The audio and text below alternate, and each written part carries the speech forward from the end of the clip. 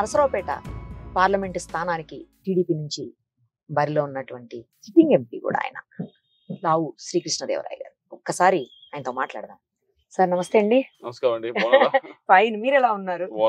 Youngster plus dynamic ఇదే వినిపిస్తోంది అందరిలో కూడాను. మీ ప్రచారం ఎలా కొనసాగుతుంది చెప్పండి ఫస్ట్. ప్రచారం చాలా బాగా అవుతానే ఉంది. ప్రచారం అనేది ఏదో ఈ నెల రోజుల నుంచి చేస్తుంది కాదు, లేకపోతే నేను ఏదో అవైలబిలిటీ నెల రోజుల నుంచి ఉంటుంది కాదు. గడిచిన 5 సంవత్సరాల నుంచి మనం అవైలబుల్ గా ఉన్నాం ఇక్కడ ప్రాంతానికి. సో కొత్తగా ఏమీ ప్రచారం అనేది చేయాల్సిన అవసరం లేదు. ఆల్రెడీ ఇదివరకు ఏం చేస్తా ఉన్నామో దాన్నే కొద్దిగా ఎక్కువ చేయటం.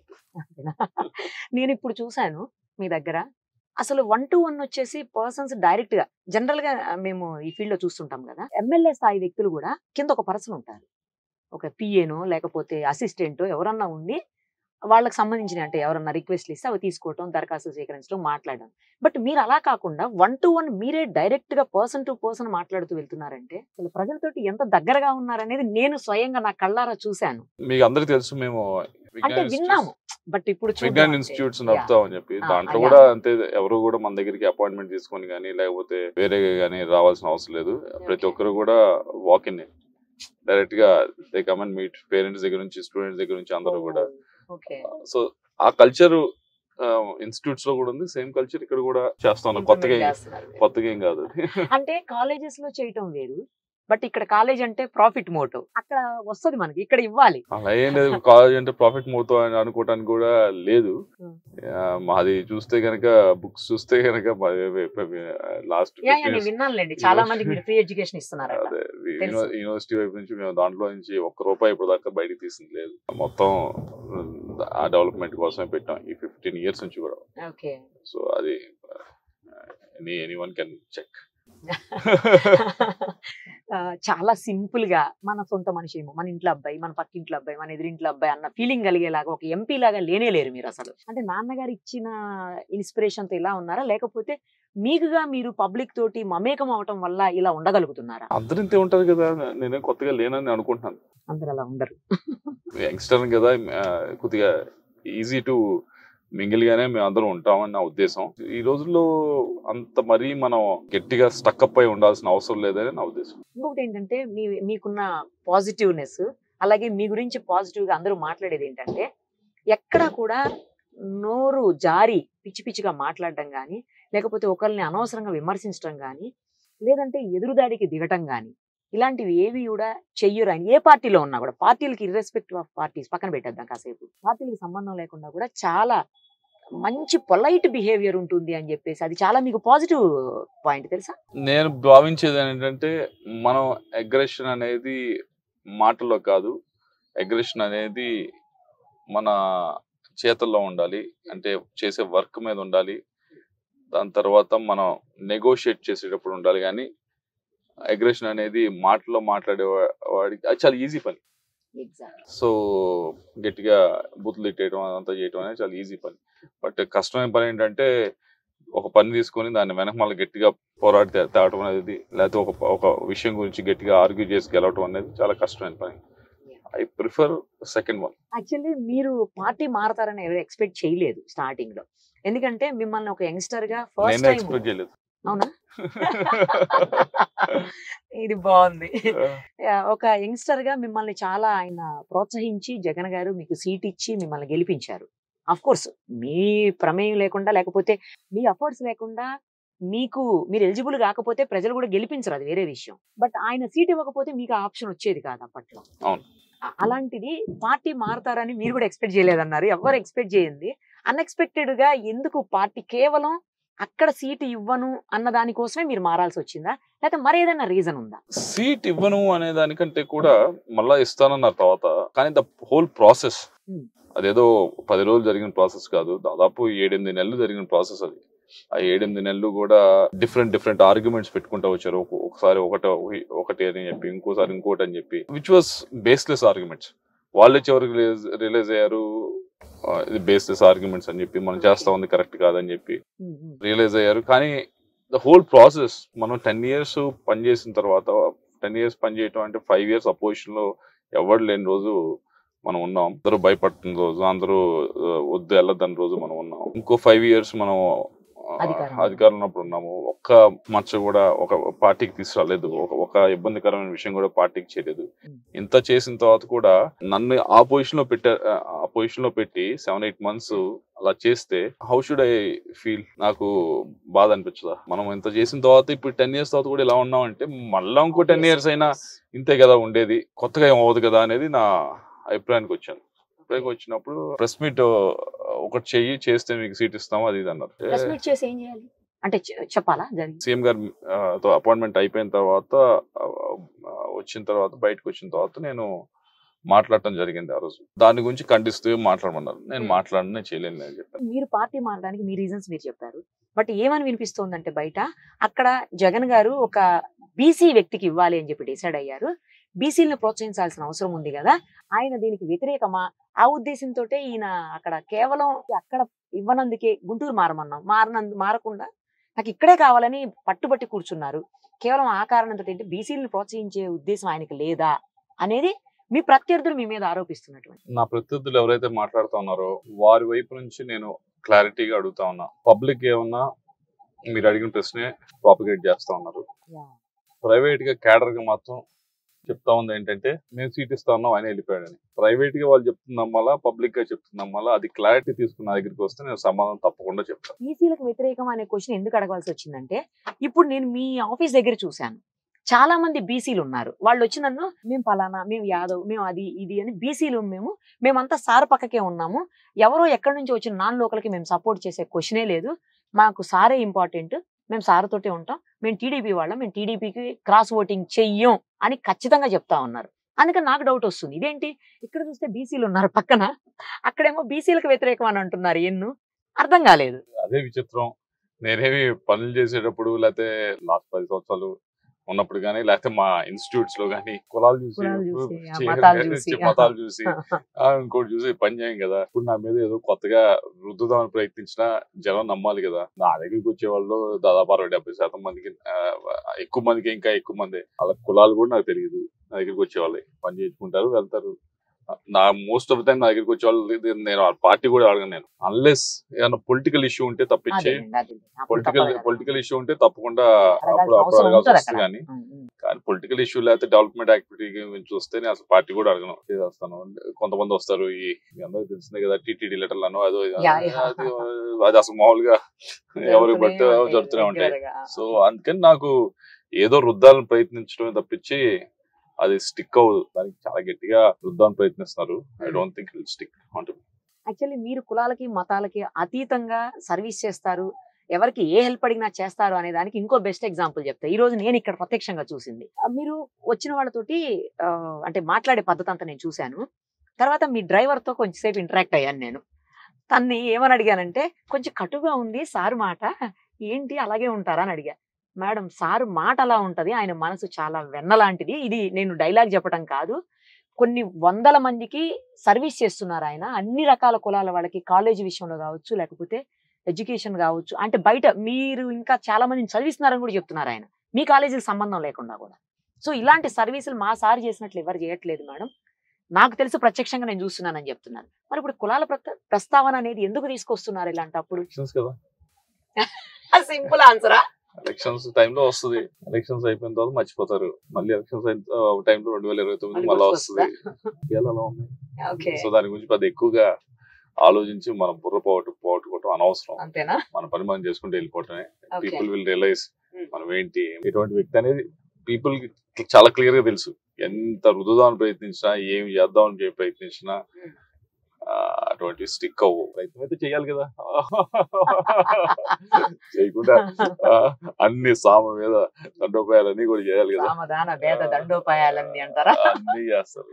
Okay right. మీరు అత్యంత సౌమ్యులు, తర్వాత ఫుల్లీ ఎడ్యుకేటెడ్ ఫ్యామిలీ నుంచి వచ్చారు, మీరు కూడా హైలీ ఎడ్యుకేటెడ్. నెక్స్ట్ ఇంకోటి ఏంటంటే, పేదల కోసం ప్రతి క్షణం కలలు కనే వ్యక్తి, వాటిని సాకారం చేయాలి, వాళ్ళ కోసం హెల్ప్ చేయాలి అనేటువంటి వ్యక్తి. మీకు ప్లస్ ఇవన్నీ కూడా. తర్వాత మీరు స్థానికులు. ఇక్కడ అవతల వ్యక్తి ఎవరైతే ఉన్నారో వాళ్ళు నాన్ లోకల్. ఆయన కొంచెం నోటికి ఏదొస్తే అది మాట్లాడతారు అనేది కూడా కొంత ఆరోపణలు ఉన్నాయి.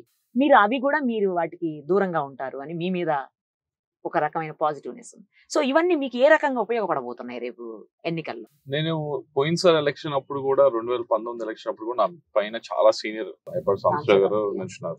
ఉదాహరణ యాక్చువల్లీ చెప్తాను మీకు, అది అసలు ఎక్కడ మాట్లాడాను కదా దాని గురించి. సరే మన ఏదో మనం చెప్పుకుంటూ వెళ్ళేవాడు.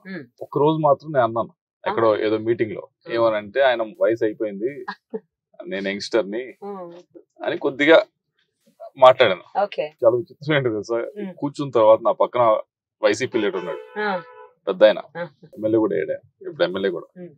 ఆయన వచ్చి సార్ మీరు మాట్లాడకండి అలా అన్నాడు.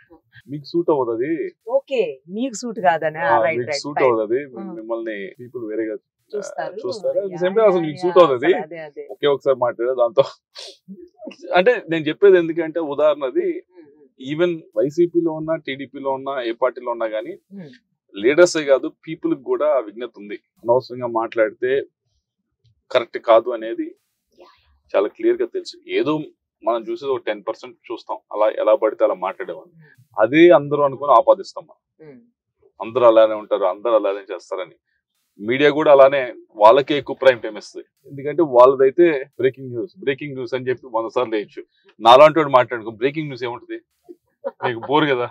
మరి మీ దగ్గరికి వచ్చాను ఇంటర్వ్యూ వచ్చే వాళ్ళందరూ నేను చెప్తాను, నాది ఇంటర్వ్యూ ఎందుకే బాబు మీరు చేసేది, మీకు టీఆర్పీస్ రావు, మీకు వ్యూవర్షిప్ రాదు, టైం అంతా మీకు వేస్ట్, మీ టైం వేస్ట్ చేసుకున్నా చాలా మందికి నేను చెప్తాను. సేమ్ డైలాగ్ మీకు కూడా చెప్తాను. బట్ నాకు తెలుసు ఇది ఎలక్షన్ టైం కూడా మీరు వస్తారు. మీరు వెళ్ళారనుకోండి పబ్లిక్ లోకి, 1,00,000 మందికి పర్ డే వచ్చేసారు, అంతమంది కంటే మీరు చేయలేరు, ఇంకా అది మ్యాక్స్. బట్ మా ద్వారా వెళ్తే కొన్ని లక్షల మందికి, కోట్ల మందికి చేరుతుంది. అది పావు గంట అవచ్చు, 20 నిమిషాలు అవచ్చు, మీ వ్యూస్ అనేవి చేరతాయి. అవును, మరీ ముఖ్యంగా ఈ రోజుల్లో ఇన్స్టెడ్ ఆఫ్ న్యూస్ ఛానల్స్ కంటే కూడా మీలాంటి ఛానల్స్ కి ఇంకా ఎక్కువ బాగా వ్యూవర్షిప్ ఎక్కువ ఉంది. That's very true. బట్ కానీ నేను ఇందాక చెప్పినట్లు నా దగ్గర కాంట్రవర్సీ ఉండదు. ఫస్ట్ కాంట్రవర్సీ ఉంటేనే ట్యాగ్ చూస్తా కింద, నేను మాట్లాడిన దానికి ట్యాగ్ కి సంబంధమే ఉండదు. చీల్చి జెండా మనం చేయం కదా, ఎందుకు పెట్టారు ట్యాగ్ అని చూస్తాం మనం. పెడతారు వాళ్ళు. రైట్. మీ డ్రీమ్ ప్రాజెక్ట్ వరికడసలపూడ, వరికి పూసల, ఓకే. అది తర్వాత దాంతో పాటు hospitals 100 bedded hospitals. Same time చాలా మందికి నిరుద్యోగులకి ఉద్యోగం ఇవ్వాలి. ఇవన్నీ మీ డ్రీమ్ ప్రాజెక్ట్స్. సగంలో ఆగిపోయి ఉన్నటువంటి పరిస్థితి ఉంది. మరి మీరు రాగానే వీటిని కంటిన్యూ చేస్తారా, లేకపోతే కొత్త ప్రాజెక్ట్స్ మళ్ళీ తీసుకొచ్చే ప్రయత్నం చేస్తారా? వరికి పూసల అనేది నేను 2019 ఎలక్షన్ అప్పుడు చెప్పాను, ఇది అవ్వాల్సిందే. ఎందుకంటే అప్పర్ పల్నాడుకి ఏదైతే రైట్ కెనాల్ పైన ఉన్న దానికి సాగునీరు కానీ త్రాగునీరు లేదు, అవ్వాల్సిందే. ఆ రోజు అందరూ కూడా స్థిరీకరణ కాదు, దీంతో కాదు, వేరేతో. అప్పర్ పల్నాడు ఏదైతే రైట్ కెనాల్ పైన దానికి అప్పుడు నేను చెప్పినప్పుడు చాలా మంది ఎగతాలు అన్నగాని డౌట్స్ ఎక్స్ప్రెస్ చేశారు. ఎందుకంటే చాలా మంది అంత ముందు 60 సంవత్సరాలు ట్రై చేశారు, శంకుస్థాపన చేసి వదిలేసినటువంటి పరిస్థితి. డౌట్స్ ఎక్స్ప్రెస్ చేసేది అవుద్దా లేదా. నేను ఫస్ట్ స్పీచ్ కూడా పార్లమెంట్ లో మాడినప్పుడు దీనికి సెంట్రల్ గవర్నమెంట్ సంబంధం ఏంటి అన్నారు. అంటే ఇది పర్మిషన్స్ అని రావాల్సిన సెంట్రల్ గవర్నమెంట్ నుంచి, అందుకని ఇక్కడ మాట్లాడుతా ఉన్నాను. అండ్ లక్కీలీ అందరు సపోర్ట్ చేశారు. చేయటం వల్ల we got all the permissions, ఏదైతే ఎన్విరాన్మెంట్ ఫారెస్ట్ పర్మిషన్స్ వచ్చినాయి, వైల్డ్ లైఫ్ పర్మిషన్స్ వచ్చినాయి, 2 కూడా వచ్చినాయి, 2 కేంద్ర ప్రభుత్వం నుంచి వచ్చినాయి. సో ఐ థింక్ అది పెద్ద డ్యామ్ కట్టాల్సిన ప్రాజెక్ట్ ఏం కాదు. జస్ట్ ఇప్పుడు ఆ పర్మిషన్స్ వచ్చిన మోటార్స్ పెట్టి పంప్ చేయటమే. దాంతో వస్తాయి దాదాపు 1,20,000 ఎకరాలకి మనము సాగునీరు అందించు, 4 లక్షల మంది పైగా తాగునీరు. సో అది ఫినిష్ చేయాలి. 2 ప్రాజెక్ట్ ఏమిటంటే, ఏదైతే దీనికి రైట్ కెనాల్ ఉంది, రైట్ కెనాల్ చూస్తే కనుక మనకి బాగా ఇబ్బంది పడతా ఉన్నారు. ఈ సంవత్సరం మరీ ఘోరంగా ఉంది. పైన శ్రీశైలం దగ్గర తెలంగాణ రాయలసీమ ఇద్దరు కూడా మోటార్స్ పెట్టి అటువైపు తీసుకెళ్తున్నారు. వాటర్ అంతా కూడా ఇంకా పెంచారు డెప్త్, వాళ్ళు కింద నుంచి తీసుకుంటున్నారు. సో ఇప్పుడున్న పరిస్థితుల్లో ఏమిటంటే, వరద వస్తే తప్పించి పైన మహారాష్ట్ర నుంచి ఇక్కడికి, అంటే ఇక్కడ శ్రీశైలం దగ్గర ఆపలేని పరిస్థితి వస్తే తప్పించి ఇక్కడికి నీళ్ళు రావు. సో 9 lakh ఏకర్స్ దాని కింద సాగు అవుతా ఉంది, రైట్ కెనాల్ కింద. అది స్థిరీకరణ చేయాలంటే దానికి ఒకటే ఏంటంటే, ఏదైతే గోదావరి జలాలు వచ్చి బ్యారేజ్ దగ్గర పడుతున్నాయి పట్టిసీమ ద్వారా, పోలవరం రైట్ కెనాల్ ద్వారా, వాటిని తీసుకొచ్చి నకరికల్లో పోయారు. దీని గురించి ఆల్రెడీ గోదావరి పెన్నా దాని గురించి ఆల్రెడీ ఇప్పటికే కేంద్ర ప్రభుత్వం 1.5 years 2 years బ్యాక్ బడ్జెట్ లో కూడా ప్రతిపాదించారు. దాన్ని గట్టిగా పర్సూ చేసి చేయాల్సిన అవసరం ఉంది. ఎందుకంటే మొత్తం రాష్ట్ర ప్రభుత్వం చేయాలంటే అయ్యే పని కాదు, కేంద్ర ప్రభుత్వం కూడా చేస్తేనే అవుతుంది. సో అందుకని రెండోది ప్రాజెక్ట్ అది. మూడోది ఇందాక మీరు అన్నట్టు హెల్త్ కేర్ సంబంధించి మెడికల్ కాలేజ్ మనం తెచ్చుకున్నాం పిడుగురాల్లో. ఇంత ఓల్డ్ పార్లమెంట్ అయి ఉండి చాలా విచిత్రమైన విషయం ఏంటంటే ఒక్క మెడికల్ కాలేజ్ గవర్నమెంట్ కానీ ప్రైవేట్ కానీ లేదు 2019 దాకా. సో దాని తర్వాత పిడుగురాళ్ళ హెడ్ క్వార్టర్స్ పిడుగురాళ్ళ దాని కింద ఒక మెడికల్ కాలేజ్ తెచ్చుకున్నాం. అది ఆల్మోస్ట్ పనులు బాగానే అవుతున్నాయి. ఇంకొక 1 year లో అలా హాస్పిటల్ అన్ని ఓపెన్ అయిపోతాయి, పూర్తి స్థాయిలో ఓపెన్ అవుతాయి. దాంతో పాటు ఓన్లీ టెర్షరీ కేర్ అంటే కొద్దిగా హై కేర్ కి అయితే దానికి వెళ్ళొచ్చు. కానీ సెకండరీ కేర్, ప్రైమరీ కేర్ కి అయితే ప్రాథమిక ఆరోగ్య సంబంధించి కేంద్రాలకు సంబంధించి ప్రతి గ్రామాలు ఉంటాయి. టెర్షరీ కేర్ కి ఏమన్నా అక్కడ ఉంటుంది. కానీ సెకండరీ కేర్ అంటే ఏదైతే ఈ డెలివరీస్ ఇవన్నీ కూడా సంబంధించి అవి కనీసం మనం నియోజకవర్గ హెడ్ క్వార్టర్స్ లో కనుక మనం ఫుల్ ఫ్లెడ్జ్ గా ఎస్టాబ్లిష్ చేయగలిగి దాంట్లో కనుక మంచి స్టాఫ్ ని పెట్టగలిగితే I think it will solve. ఇప్పటికి కూడా మీకు తెలుసో తెలీదు, డెలివరీ అయ్యేటప్పుడు కూడా 2 years back 3 years back notice కూడా వచ్చింది. వినుకొండలో డెలివరీ అప్పుడు కూడా చనిపోతున్నారు. సో అంత pathetic situation was there. So we have to change it కదా. సో దానికి అది చేస్తే బాగుంటుంది. నాలుగోది ఏమన్నా వాటర్ గ్రిడ్, డ్రింకింగ్ వాటర్ సంబంధించి సాగర్ నుంచి వాటర్ కనుక పంప్ చేస్తే ఇప్పటికే జల్ జీవన్ మిషన్ ద్వారా 500 కోట్లు వచ్చింది ఇంటింటికి కుళాయి ఇచ్చే కార్యక్రమం. ఇంటింటికి కుళాయి ఇవ్వాలంటే ట్యాంక్ లో వాటర్ ఉండాలి కదా. ట్యాంక్ లో వాటర్ కి వాటర్ గ్రిడ్ ద్వారా కనెక్ట్ చేస్తే కనుక అవుతుంది. అది కూడా సెంట్రల్ గవర్నమెంట్ కి ప్రపోజల్ పంపించడం జరిగింది. దాన్ని కూడా శాంక్షన్ చేయించుకోవాలి. ఎందుకంటే మొత్తం ఇది కూడా స్టేట్ గవర్నమెంట్ చేసే పరిస్థితి లేదు. 50% 60% సెంట్రల్ గవర్నమెంట్ చేస్తే మిగతాది వీళ్ళు చేయగలరు. ఐదవది ఉద్యోగాలకు సంబంధించి ఏ ఊరికి వెళ్ళినా అడుగుతా ఉంది ఏంటంటే బీటెక్ చేస్తున్నారు, దాని తర్వాత డిగ్రీ చేస్తా ఉన్నారు, ఉద్యోగాలు లేక ఇబ్బంది పడుతా ఉన్నారు. సో దానికి ఏమన్నా మనం ఒక లాజిస్టిక్స్ హబ్, ఎందుకంటే ఇది గుంటూరు హైదరాబాద్ కనెక్షన్ ఇదంతా ఉంది కాబట్టి, అలాగే కృష్ణాపట్నం పోర్ట్ కి ఇదంతా ఉంది కాబట్టి we can establish A logistics hub here. కొద్దిగా ఉద్యోగాలు ఈ ప్రాంతం వస్తాయని నా ఉద్దేశం. నరసరావుపేట పార్లమెంట్ నియోజకవర్గంలో ఉన్న ఓటర్లు లావు శ్రీకృష్ణదేవరాయ గారికి ఓటు ఎందుకు వెయ్యాలి మళ్ళీ అంటే ఏం చెప్తారు? సరే, ఈ డెవలప్మెంట్ పార్టీ ఇచ్చే వెల్ఫేర్ ప్రోగ్రామ్స్ ఇవన్నీ ఒకవైపు, వీటితో పాటుగా చూడవలసింది ఏంటంటే నా ఉద్దేశంలో వ్యక్తిత్వం చూడాలి. లీడర్ ఒక వ్యక్తిత్వం ఎలా ఉన్నాడు, ఎలా పనిచేస్తున్నాడు, అవైలబిలిటీ ఉన్నాడా, మనం గెలిపించుకున్న తర్వాత మన కోసం పనిచేస్తాడా, మనకు సంబంధించిన విషయాలు గట్టిగా మాట్లాడతాడా పార్లమెంట్ లో, మనకు సంబంధించిన విషయాలు ఢిల్లీలో మినిస్ట్రీస్ దగ్గర తిరిగి పర్సూ చేసి తీసుకొస్తాడా లేదా, వీటన్నిటితో పాటుగా బిహేవియర్ ఎలా ఉంటుంది, ఈ ప్రాంతం గౌరవం పెంచుతామా లేదా, ఇవన్నీ కూడా చూడాల్సిన అవసరం ఉంది. And I prove my self last 5 సంవత్సరాల్లో కూడా అవన్నీ కూడా ఎక్కువ శాతం సక్సెస్ అయ్యానని నేను అనుకుంటా ఉన్నా. సో అందుకని డెవలప్మెంట్ యాక్టివిటీతో పాటు వ్యక్తిత్వం కూడా చూసి సపోర్ట్ చేయాలని కోరుకుంటాం. మీకున్నటువంటి 7 నియోజకవర్గాల్లో చిరుకలూరుపేట, నరసరావుపేట, తర్వాత గురజాల, నెక్స్ట్ పెదకూరపాడు, నెక్స్ట్ వచ్చేసి మాచర్ల, వీటన్నిటిలో కూడా సత్తెనపల్లి. మాచర్ల కొంచెం టఫ్ ఫైట్ నడుస్తుంది, మాచర్ల నుంచి ప్రాబ్లం వచ్చే అవకాశాలు ఉన్నాయి అని అంటున్నారు, క్లీన్ స్వీప్ చేసే అవకాశం లేదు అని అంటున్నారు. మీరేమంటారు? సిపాలజిస్ట్ కాదు, నేను జ్యోతిష్యం చెప్పేవాడిని అంతకంటే కాదు. బట్ పీపుల్ నుంచి వచ్చే రియాక్షన్ ని అర్థం చేసుకొని మాత్రం చెప్పగలను. 7కి గెలిచేదానికి గుడ్ ఛాన్స్ ఉంది. అందరూ ఊహిస్తా ఉంది ఏంటంటే లాస్ట్ 1 month 1.5 months నుంచి ఎక్కువ మంది మాట్లాడుకుంటా ఉంది ఏంటంటే వైఎస్ఆర్సీపీ సిద్ధం సభలు చేస్తా ఉంది, జనం బాగా వస్తా ఉన్నారు, టీడీపీ వైపు అవ్వట్లేదు. కానీ గమనించాల్సింది ఏంటంటే ఇప్పుడు ఈ లాస్ట్ 6-7 days లో మీరు చూసుంటారు నామినేషన్స్ పర్వం. నామినేషన్స్ చేసిన దగ్గరల్లా ఈక్వల్ బేసిస్ లో, అంటే ఇక్కడ నామినేషన్స్ అయినప్పుడు ఎవరికి స్టేట్ మిషనరీ సపోర్ట్ ఉండదు, సిద్ధం సభలకి అయితే బస్సులు ఇంకా వగేరా ఇక్కడ ఏం సపోర్ట్ ఉండదు. సో ఈక్వల్ బేసిస్ మీద చేసినప్పుడు చూస్తే 7 కాన్స్టిట్యూన్సీస్ ఎక్కడైతే తెలుగుదేశం నామినేషన్ చేసిన కార్యక్రమం ఉన్నాయో అయ్యే బాగా జరిగింది. స్వచ్ఛందంగా వచ్చారు, కసితో వచ్చారు, జనం వచ్చారంటే దాన్ని బట్టి క్లియర్ గా అర్థం అవుతుంది కదా ఎటు వెళ్తున్నారు అనేది. That's one indication. ముందు అన్ని కూడా బూస్టప్ చేసింది స్టేట్ మిషనరీ అంతా ఉపయోగించి. ఇప్పుడు బూస్టప్ చేయడానికి లేదు, ఎందుకంటే ఈక్వల్ ప్లాట్ఫామ్, ఇది ఒరిజినల్, ఇది చూస్తే అర్థమైపోద్ది కదా. సో దాన్ని వేరు వేసుకుంటే so it's on the ascendancy TDP. కానీ మీరు ఈ మధ్యకాలంలో ఎక్కడో ఒక చోట టఫ్ అయితే ఉంటుంది, ఖచ్చితంగా పోరాడి గెలవాల్సి ఉంటుంది తప్పించి కేక్ వాక్ అయితే కాదు నా విజయం అని చెప్పేసి అన్నట్లుగా సోషల్ మీడియాలో కొన్ని వార్తలు వైరల్ అవుతా ఉన్నాయి. అన్నారా ఎక్కడన్నా అలాగా మీరు? ఎక్కడైనా ఇప్పుడు కూడా అంటాను. నేను 2019 కూడా ఉన్నా 1,57,000తో గెలిచినప్పుడు కూడా ఓకే, ఎప్పుడు మీకు ఇది నేను ఎప్పుడు ఆ మైండ్ సెట్ తో పని చేస్తాను. అట్లయితేనే పర్ఫెక్ట్ గా పని చేయగలుగుతాం. గెలిచిపోయామని చెప్పి రిలాక్స్ కూర్చున్నాం అనుకోండి, ఏదో నేను నామినేషన్ చేస్తే నేను గెలిచిపోయాను, ఎంపీ అయిపోయాను, ఎమ్మెల్యే అయిపోయాను ఫీల్ అవటం అనేది నా మైండ్ సెట్ కాదు. సో ఐ కీప్ సేయింగ్ ఇది టఫ్ ఫైటే, మనం గట్టిగా పోరాడితేనే అవుతుంది, నామినేషన్స్ బాగా అద్భుతంగా అయినాయి కాబట్టి ఎలక్షన్ అయిపోయినట్టు కాదు అని నిన్న కూడా చెప్పాను మీటింగ్ లో. ఈ 15 రోజులు 20 రోజులు మనం గట్టిగా చేయాల్సిందే, కష్టపడాల్సిందే, ఇంకా ఏమన్నా ఎక్కడైనా 1-2 ఉంటాయి కూడా కంప్లీట్ చేయాలి అనే నేను మైండ్ సెట్ తో ఉంటాను. నేను నిన్న కాదు మొన్న కాదు ఈ రోజు కూడా చెప్తున్నా, అది టఫ్ ఫైటే. అంటే మీ ఒక్కరికి టఫ్ ఫైటా లేకపోతే మొత్తం స్టేట్ వైడ్ ఇలాగే పనిచేయాలా? స్టేట్ వైడ్ అంతా పనిచేయాలి కదా. హౌ కెన్ యూ ఎలక్షన్ అవ్వక ముందే ఎలక్షన్ అయిపోయింది ఎలా ఫీల్ అవుతారు? రిలాక్స్ ఎలా అవుతాం మనం? స్టేట్ వైడ్ అలానే ఫీల్ అవ్వాలని నా ఉద్దేశం. దాన్ని ఏదో వక్రీకరించి దాని పెద్ద న్యూస్ చేసి అటువంటి కూడా న్యూస్ చేసి బూస్టప్ చేసుకుంటానంటే దాన్ని బట్టి అర్థం అవ్వాలి కదా ఎంత డిఫెన్స్ లో ఉన్నారని. మీకు బాగా ఇష్టమైన సీఎం పిఎం పాలిటిషియన్ ఎవరో చెప్పండి.